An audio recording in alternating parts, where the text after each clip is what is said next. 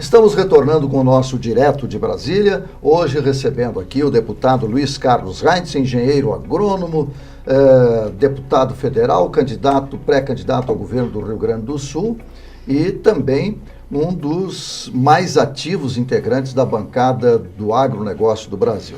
E a pergunta que eu lhe faria, e lhe faço agora, deputado, em relação ao que o senhor já falou, o Brasil não é autossuficiente para toda a população de trigo, de arroz, tudo mais. Nós importamos muito.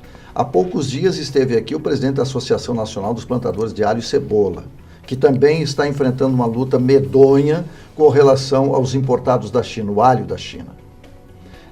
Como é que é plantado esse tipo de produto nos outros países dos quais nós importamos? Por exemplo, o trigo que nós importamos da Argentina, o Brasil podia ser autossuficiente. É uma falta de política do Brasil.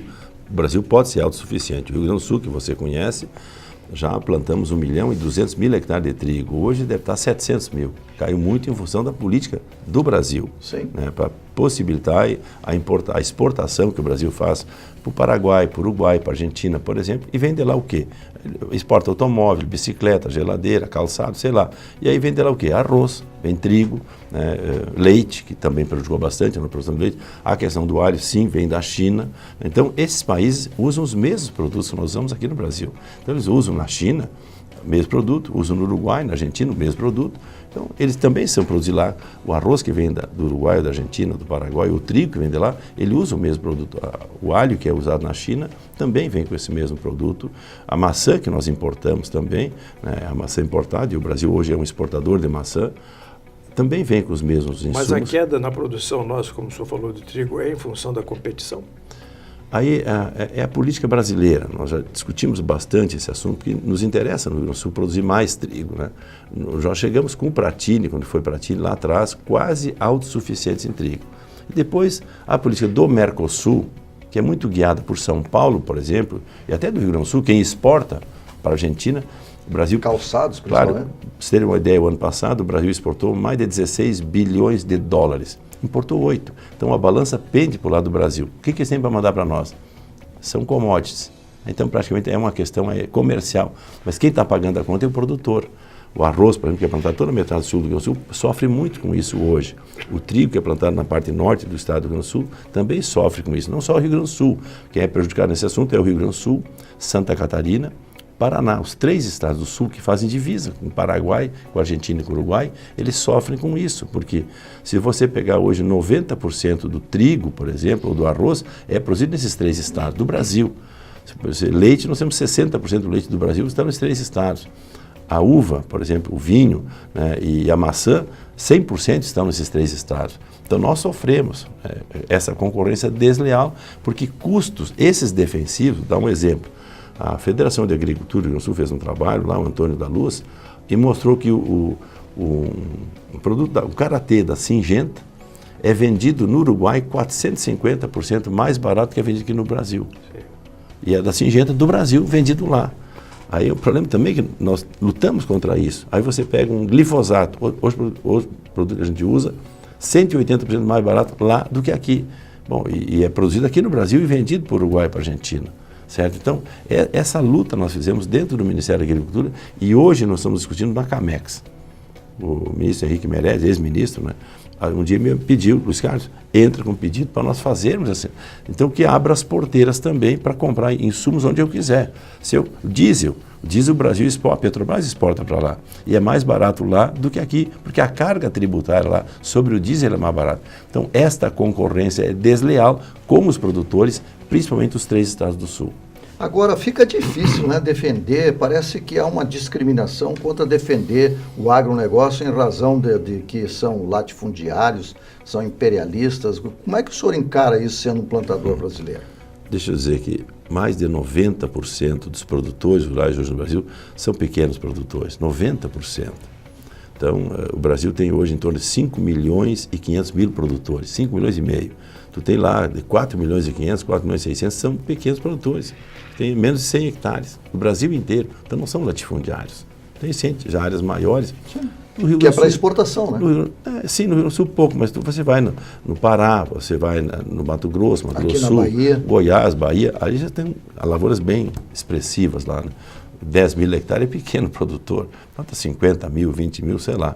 Então, aí são produtores já áreas maiores, enfim. Mas o Brasil precisa de todos, do pequeno, do médio, do grande, não interessa, precisa da agricultura, afinal, se o PIB nosso cresceu, esse pouquinho cresceu esse em 2017, graças ao agronegócio que deu, né, esse crescimento.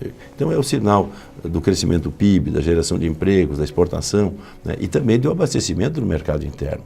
Então é a grande fonte geradora de empregos, é a agricultura, é a pecuária, é a produção brasileira. E esse projeto dos defensivos, deputado, sendo aprovado, embora tenha uma limitação agora de tempo, né? Ele parece que de 2 em 2 anos ele teria que ser renovado, né? Sim, porque se afinal a legislação muda, a ciência muda no mundo inteiro, nós precisamos fazer com que isso aconteça da mesma forma, né? Você vê pessoas contra, e agora recentemente no jornal El País, 109 cientistas, Prêmio Nobel da Paz, 109, não é um nem dois, 109 atestaram que os transgênicos são seguros e pedindo para que o mundo inteiro olhe, preste atenção nisso aí. São alimentos, são seguros de se consumir. Eu trabalhei nessa legislação, começamos com o Fernando Henrique e terminamos com o primeiro mandato do governo Lula. Aprovamos a legislação que permite o uso dos transgênicos no Brasil. Então, é um alimento, e não é assim qualquer um atesta. Tem um comitê de 27 cientistas da área da saúde humana, da saúde animal, vegetal, meio ambiente, 29 doutores pós-graduados, que eles é que têm que atestar, não é qualquer um. Não, eu tenho formação, eu tenho ensino médio e tenho o curso da faculdade. Não, eu tenho que ser doutor, tem que ter mestrado e doutorado, aí depois o senhor atesta.